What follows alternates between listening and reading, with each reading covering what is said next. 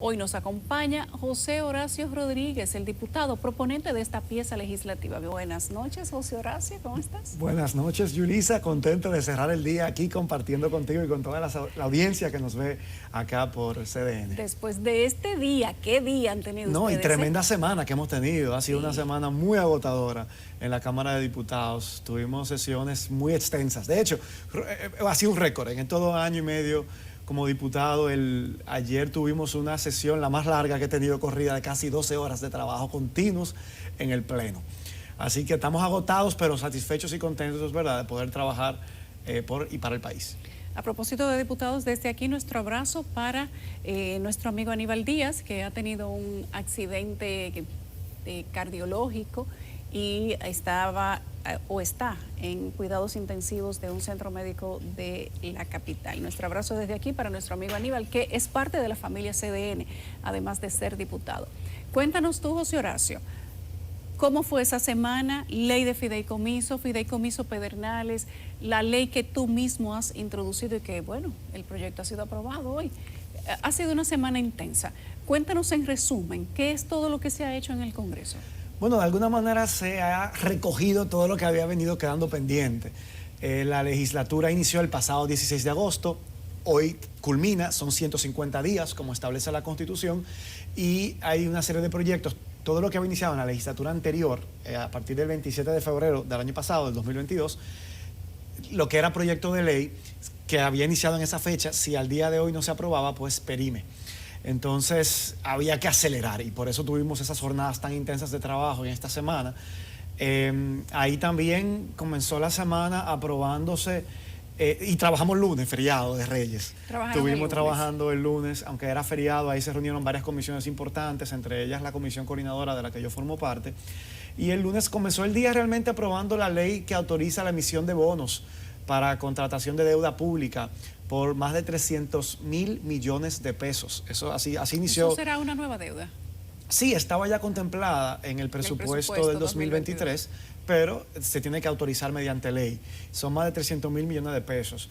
Así inició la sesión del martes, bien tempranito. ¿Y se aprobó? Se aprobó, sí, con nuestro voto en contra. Nosotros hemos dicho que mientras el Congreso no fiscalice la deuda que se contrae, nosotros no vamos a apoyar mayor endeudamiento. ¿Pero por qué votan en contra? Quiero entender el razonamiento de votar en contra para un endeudamiento cuando ya lo han aprobado en el presupuesto. ¿Por qué no le votan en contra al presupuesto? En mi caso le votamos en contra del presupuesto también. Okay. Y recordemos que uno de los argumentos por los cuales voté en contra del presupuesto es porque viola uno de los artículos del Código Tributario que ordena al gobierno a aplicar un ajuste por inflación a la escala salarial grabada por impuestos sobre la renta, para que, esa escala que existe, a partir de la cual se paga impuestos sobre la renta, se vea ajustada de acuerdo a la inflación. Si el aumento del costo de la vida sube, pues entonces también debe subir ese mínimo exento de impuestos sobre la renta de los salarios,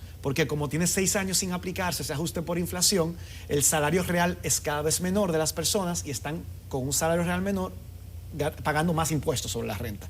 Y nosotros entendemos que es una medida regresiva. Entonces, esa fue una de las razones también por las que votamos en contra de ese presupuesto. Además, ¿verdad?, de que está altamente financiado sobre la base de endeudamiento, que recordemos que endeudamiento es impuesto a futuro, es impuesto que vamos a recaudar en un futuro. Al día de, o sea, para este año 2023, casi el 25% del presupuesto es para pagar los intereses de la deuda. O sea, que una cuarta parte de todo lo que el Estado ingresa, lo que está pagando es intereses de una deuda, de dinero que ya se gastó en el pasado. Y lo que queda es solamente 3/4 parte para poder invertir en las necesidades de hoy, que tiene el país hoy. Y bueno, así comenzó la semana, pero luego, ¿verdad?, se conoció el proyecto de ley de fideicomiso público que ha estado sobre el debate. La verdad es que debo reconocer que no es el proyecto ideal, pero sí es mucho mejor que el originalmente presentado, el que se había aprobado en el Senado y el que había enviado el Poder Ejecutivo. Se tomaron en cuenta muchas de las observaciones y reparos que desde la sociedad y desde la oposición se hicieron al proyecto.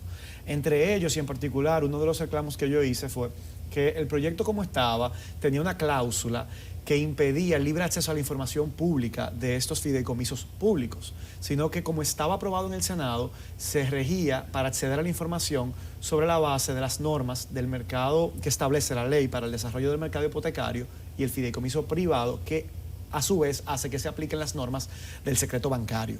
Nosotros decimos, si se trata de un fideicomiso público, esto debe aplicar es la ley de libre acceso a la información pública, y fue corregido en el Pleno.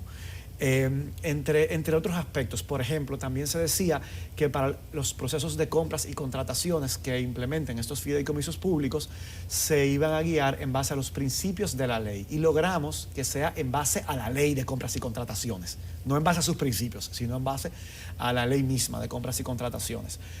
Para ponerte dos de los ejemplos en cómo ese proyecto se mejoró.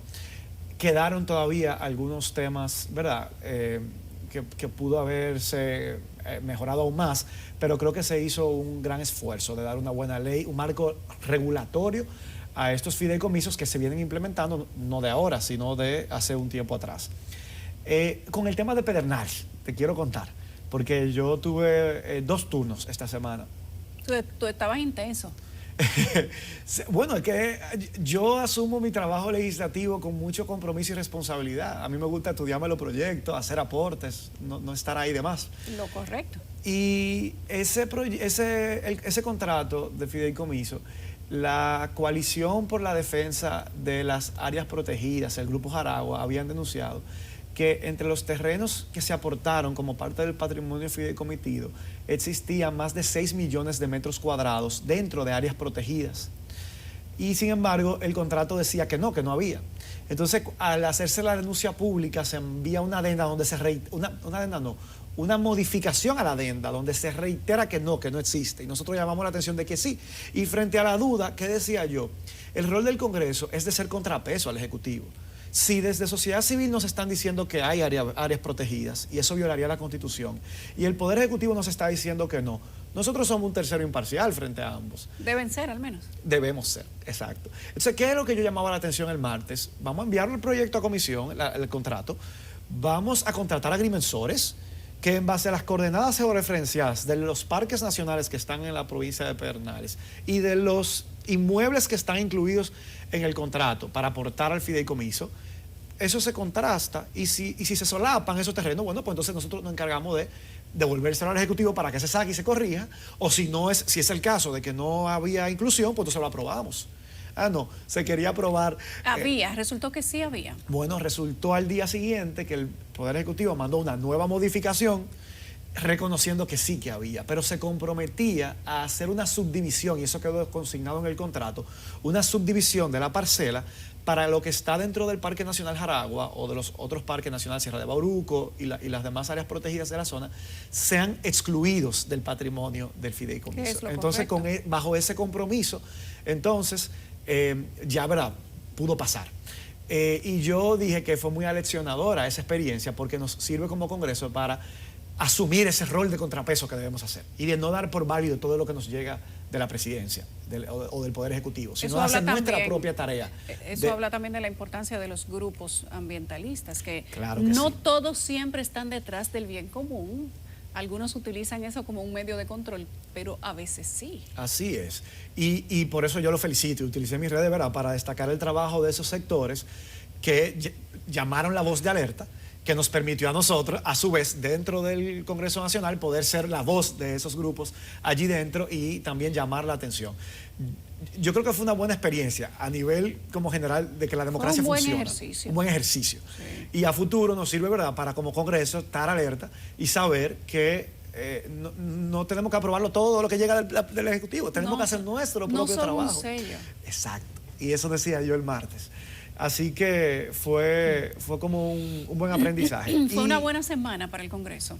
Sí, y fue una semana muy productiva, salieron muchos proyectos. Y ya este último que tú decías, el de las actas del Estado Civil, realmente esa iniciativa la presentó el senador Johnny Sánchez a través del Senado.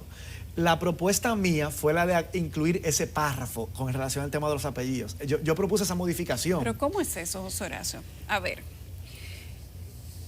ahora de adulto, ¿yo me puedo cambiar los apellidos? ¿Puedo invertirlo? Cuando ya tengo una vida con un orden de dos apellidos, digamos, con un orden conocido. No, te cuento en detalle cómo fue. Realmente, la propuesta original de la Junta Central Electoral establecía que al momento de declarar a un niño o niña... En el nacimiento. En el nacimiento, pero yo lo que decía la propuesta original de la Junta, que los padres tendrían el derecho, que se iba a colocar el primer apellido del padre y el primer apellido de la madre en el orden que decidan ellos de mutuo acuerdo. Sí. La propuesta de la Junta decía que si no hubiera acuerdo, se hiciera un sorteo a través de una aplicación tecnológica. Y también decía este tema de que una vez, independientemente de cuál sea el orden que los padres acordaron, que cuando esta persona, niño, niña, ya joven, alcance los 18 años de edad, que va a sacar por primera vez su cédula de identidad electoral, a partir de esa la verdad que ya es ciudadano y puede hacer contratos, abrir cuentas de banco. Y que ya decide cómo quiere ser decide por sí llamado. mismo, que en ese momento, por una única vez, podía decidir, si lo quiere, un derecho particular, invertir el orden que originalmente fue consignado. Es al cumplir los 18. Al cumplir los 18 años. Primera cédula. Primera y única cédula, vez. y una única vez. Pero ¿qué pasa?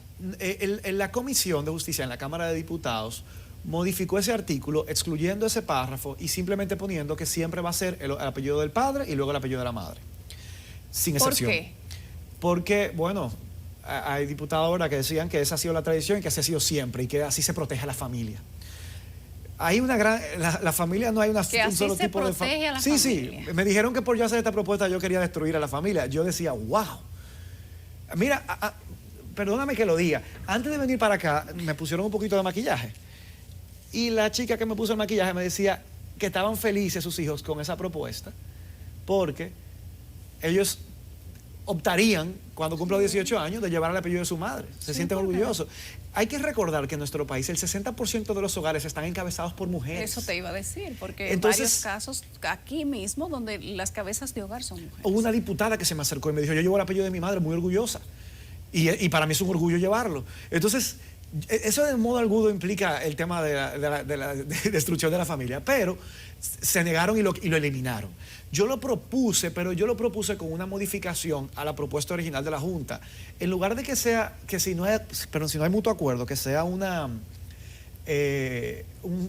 sorteo, yo puse que si no hay acuerdo, prevalezca el del padre, porque es la tradición, ¿verdad? Y reconocemos que la costumbre hace ley también. Entonces yo hice esa modificación a la propuesta original de la Junta, que los padres se puedan poner de acuerdo, que si no existe acuerdo, prevalezca el del padre y que a los 18 años se pueda. Eso fue rechazado con el argumento de que eso destruiría la familia. Pero sí por lo menos logramos en esa votación que fue dividida, con 37 votos en contra, pero se logró aprobar esa posibilidad de que por una única vez, cumplidos los 18 años de edad, ya para el resto de su vida, el que quiera hacerlo, lo pueda invertir. Y yo creo que es una parte de la modernización de esta nueva ley de actas del Estado Civil, que ese es un detalle, es una ley muy amplia, que en muchos sentidos va a significar una mayor seguridad del control del registro civil, de nuestra identidad como dominicanos, de mayor agilidad en la emisión de actas.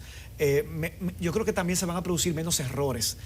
Con la ley vigente, que es de la década de los 40, para sentar un nacimiento hay que hacerlo obligatoriamente manual en 2 libros. Y a veces se comete un error porque se escribe un nombre de una manera muchas en uno veces. Y otro en otro. Y los apellidos. Sí. Apellidos que han tenido cambios histórica y trascendentalmente porque han sido mal escritos en la oficialía civil. Así es. Entonces yo creo que con esta ley va a pasar mucho menos errores y todo se va a poder hacer de una manera mucho más segura, moderna y al final es ganancia, ¿verdad? Para todas y todos. O sea que esta semana se han conocido importantes proyectos de ley, pero no se terminaron. Hay una legislatura extraordinaria que se ha solicitado o se ha dictado a partir del decreto 323 del presidente. ¿Qué implica esto? Bueno, implica que seguiremos trabajando. La legislatura, vi en el decreto que se mantendrá abierta desde el 13 de enero hasta el 15 de febrero. Quiere decir que en ese periodo el Congreso puede seguir sesionando y conociendo con lo que ya los trabajos en agenda. pendientes. No, pero o se pueden incluir nuevas cosas. Se pueden incluir. En el decreto el presidente dice que tanto se pueden incluir iniciativas que provengan del presidente de la República como iniciativas que provengan de cualquier otro órgano con iniciativa legislativa, como lo tenemos los diputados y senadores o la Junta en materia electoral y la Suprema Corte de Justicia en materia judicial. José Horacio, ¿qué tú opinas de lo que ha pasado con algunos proyectos de ley entiéndase fideicomiso, territorial, ordenamiento territorial y otros, donde en el Senado se ha aprobado un proyecto y en la Cámara de Diputados han tenido que seccionarlo, diseccionarlo y volverlos a coser. Y no ha salido nada de lo que se aprobó en el Senado y ha pasado recurrentemente. Tenemos un sistema legislativo bicameral que tiene sus pros y sus contras. Y cada cámara tiene el derecho de hacer su propio trabajo y no está atada o vinculada al trabajo que haga la otra. Y así funciona nuestro sistema democrático y así está establecido en la Constitución. A mí me gusta de la Cámara de Diputados que al tener una composición más amplia y más diversa, se suelen dar debates más profundos por su composición y naturaleza. No es lo mismo donde hay 32 que donde habemos 190. Claro. Donde hay 190 habemos más partidos políticos representados, más corrientes de pensamiento, diputados que venimos, por ejemplo, de diferentes sectores de la sociedad que representamos y que, por lo tanto, cada quien hace su aporte. Y eso hace que los proyectos, yo entiendo, que se debatan con mayor profundidad. En el Senado, al ser menos, y todo tiene que pasar por ambas cámaras. Quiere decir que la carga de trabajo en el Senado se distribuye también entre menos legisladores. Pero es frecuente. Se han aprobado leyes que han sido polémicas, por decirlo de alguna manera, que han generado mucha preocupación social en diferentes estamentos de la sociedad. Y la gente ha criticado que no se han revisado artículos que parecerían ser de interés nacional y se han aprobado, según la opinión de los que saben, en contra al interés nacional. Sí, eso a veces pasa, porque hay... Pero ha pasado como muchas veces, sí, últimamente. Y por eso es importante que tengamos una matrícula amplia de legisladores que vayan con voluntad de trabajar, porque el trabajo es si algo sobra en el Congreso es trabajo. A uno no le da tiempo de ver todo lo que pasa.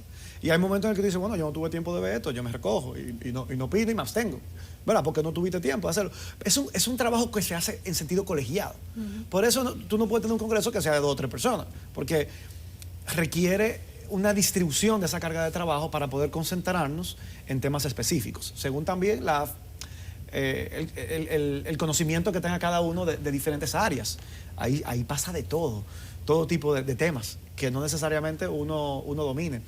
Entonces, yo creo que hay que tener muchos ojos puestos sobre lo que pasa en el Congreso. Y el Congreso hace un mejor trabajo y en general, los actores políticos, en la medida en que tiene una sociedad que los observa, en la medida en que tiene, ¿verdad?, medios de comunicación, hacedores de opinión pública que están pendientes del trabajo que estamos haciendo, que nos llaman la atención si nos equivocamos, y eso permite también que se recoja. El sistema bicameral, que yo siempre he sido yo fui siempre un crítico de la bicameralidad. De hecho, una de mis propuestas siendo candidato era hablar de un Congreso unicameral. Pero yo en mi ejercicio legislativo he visto también ventajas que tiene contar con un Congreso bicameral, porque es como un candado. Cuando algo pasa así, que como tú decías, Yulisa, que va en contra del interés nacional, que sería dañino, a veces pasa hasta desapercibido por quienes estamos defendiendo el interés nacional también. Y porque uno tiene que tener unos ojos permanentemente puestos.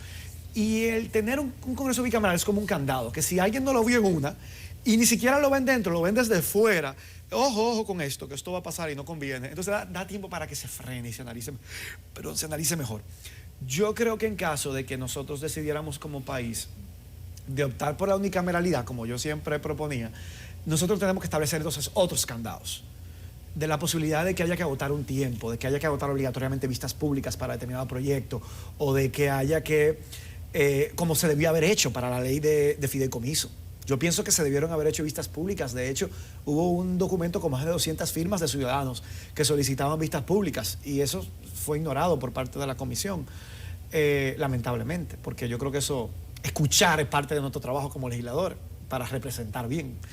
Pero bueno, sí te decía que si no tuviéramos un modelo bicameral, pues entonces habría que tener otros candados para asegurarnos de que lo que se aprueba tenga suficientes filtros para tratar de asegurarnos de que prevalezca el interés nacional. Al menos en los últimos proyectos de ley de este año, se ha justificado el papel de la Cámara de Diputados. Bueno, yo me siento bien de ser parte de ese cuerpo que comete sus errores. No siempre voto con la mayoría, muchas veces, ¿verdad? Como lo hice esta semana con el tema de Pedernales. Cada quien hace el trabajo que cree que representa a sus votantes. Pero entre todas y todos, yo creo que, mira, esa diversidad enriquece y fortalece el trabajo que hacemos ahí adentro. Yo no quiero que haya un Congreso conformado por gente que piense solamente como yo, porque entonces estaríamos fallando a la sociedad. No todo el mundo en la sociedad. Claro, tiene que haber contrapeso. Tiene que haber contrapeso de ideas. Eso hicieron con el Poder Ejecutivo ahora. Exacto. Pero además hay que resaltar que el Poder Ejecutivo tiene la capacidad de aceptar correcciones que le hace el Congreso. Las áreas protegidas, el tema de ley de fideicomiso que se modificó también, ordenamiento territorial y otros. O sea, parece que hay, a pesar de haber una representación multidisciplinaria en el Congreso, diferentes partidos, diferentes profesiones, diferentes intereses sociales, hay una especie de sinergia, aunque hagan rueda de prensa, se digan de todo en los medios de comunicación, pero cuando tienen que ponerse de acuerdo, se ponen de acuerdo. Y eso es tal vez lo que mantiene a flote la democracia dominicana. Eso te iba a decir, esa es una buena característica de la democracia. La democracia es negociación y conflicto. Entonces, ante el conflicto, negociar en el buen sentido de la palabra, pensando en los intereses del país, en el internacional. ¿Cómo se ha hecho ahora, por ejemplo? Sí, a veces, mira, no siempre, a veces uno se frustra y uno quisiera que cosas fueran mejor de lo que realmente son, pero en la democracia hay muchos intereses en conflicto y para poder armonizarlos se requiere, ¿verdad?, capacidad de negociación y de ceder muchas veces. Nosotros no podemos ser intransigentes. Nosotros tenemos principios claros, nuestros valores y las convicciones que tenemos, pero también estamos claros que en la democracia hay que ceder, porque no todo es como yo pienso o como yo creo que debe de ser. Uno tiene que escuchar a todos los sectores y encontrar puntos medios de acuerdo, tratando de que prevalezca el bien del país, el bien común, el interés nacional. Muy bien. Eso es lo que yo gracias. creo. Quiero, gracias a ti, Yulisa, por la invitación. Antes de que tú te despidas, quiero que me digas o que me cuentes brevemente, ¿qué te pareció lo que se aprobó de la ley electoral y de partidos?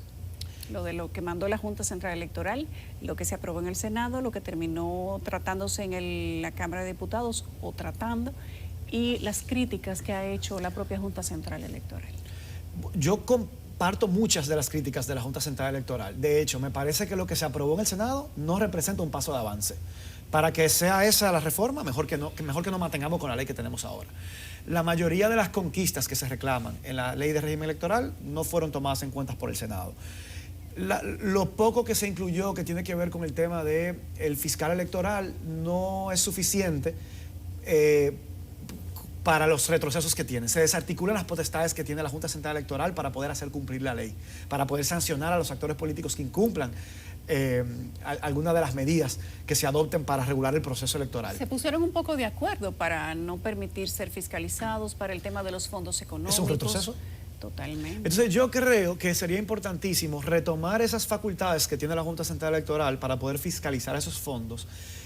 Óyeme, cualquier reforma a la ley electoral tiene que bajar los topes de gastos de campaña y establecer sanciones fuertes que incluyan la inhabilitación de las candidaturas a quienes excedan esos topes. Facultades para que la Junta fiscalice cuánto ha gastado cada candidato en campaña. No podemos seguir teniendo candidaturas que se gastan decenas y decenas de millones de pesos para ganar una curul. Eso, y que hay una obligatoriedad con la presentación del informe de gastos. También. Entra en la página de la Junta Central Electoral en este momento para que tú veas quiénes han presentado el informe auditado de gastos de la campaña anterior. Va a llegar la del 24 y los del 20 todavía no han presentado. Así es. Otro de los retrocesos que hizo el Senado fue el tema de que actualmente existe, en cumplimiento de la Constitución, en la ley electoral, la obligatoriedad de la equidad de género en la presentación de las candidaturas. ¿Qué significa eso? Que ningún partido puede presentar listas con menos del 40% o más del 60% de un género u otro, es decir, de hombres o mujeres. Pero ya no es cuota, porque aplica tanto para uno o para otro. Sí. Entonces es equilibrio más bien. Y eso es lo que ordena la Constitución.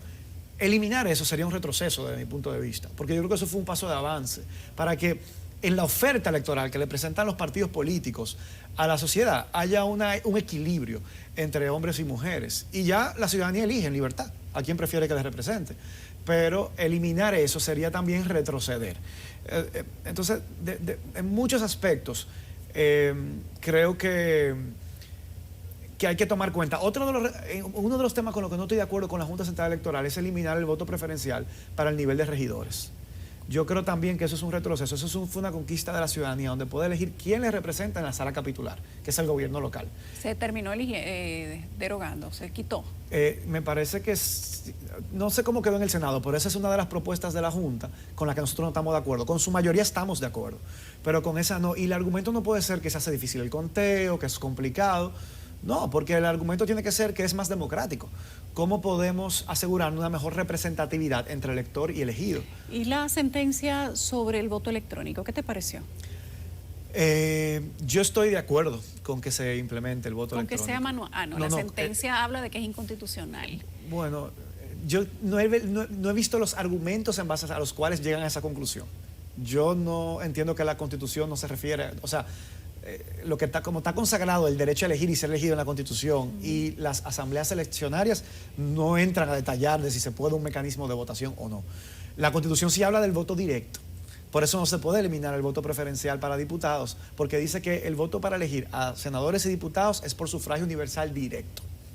Y directo es que tú marcas el rostro de la persona que tú quieres que te represente. De quien tú eliges. Entonces, pero con relación a eso me parece, tendría que ver cuáles son los argumentos para poder rebatirlos, pero de entrada, viendo la Constitución, entiendo que la ley podría regular o permitir una cosa u otra. ¿En qué punto está eso de la ley electoral? Está en comisión, está en una comisión especial presidida por el colega Elías Wessing, y ahí se está discutiendo. La semana pasada se recibieron a todos los partidos políticos, al Pleno de la Junta Central Electoral, al Tribunal Superior Electoral, a FINJUS, a Participación Ciudadana, al CES, al Consejo Económico y Social, y se completó la lectura del proyecto. Solamente faltaban los debates y la toma de decisión en la comisión para rendir un informe. Pero la legislatura cierra esta noche y no dio tiempo, porque se recibió hace como unas 2 semanas el proyecto del Senado. ¿Se puede continuar en esta extensión? Tengo que confirmar. Entiendo que si el proyecto ya perimía, al ser una legislatura extraordinaria, si perimía hoy, ya perime. Porque no es uno coloquialmente dice extensión, pero en términos técnicos constitucionales es una legislatura extraordinaria. Ajá. Entonces, ese plazo hay que ver si se computa o no, porque no es propiamente una extensión de esta legislatura. La legislatura ordinaria cierra esta noche a las 12 de la noche. ¿Tú crees que vayamos a las elecciones del 2024 sin la modificación de la ley electoral aprobada? No me atrevería a predecir una cosa u otra. Ojalá podamos aprobar una buena ley que establezca un mejor régimen de consecuencias, que establezca la disminución de los topes de campaña y que garantice, ¿verdad?, un proceso más democrático. Ojalá. Gracias, José Horacio.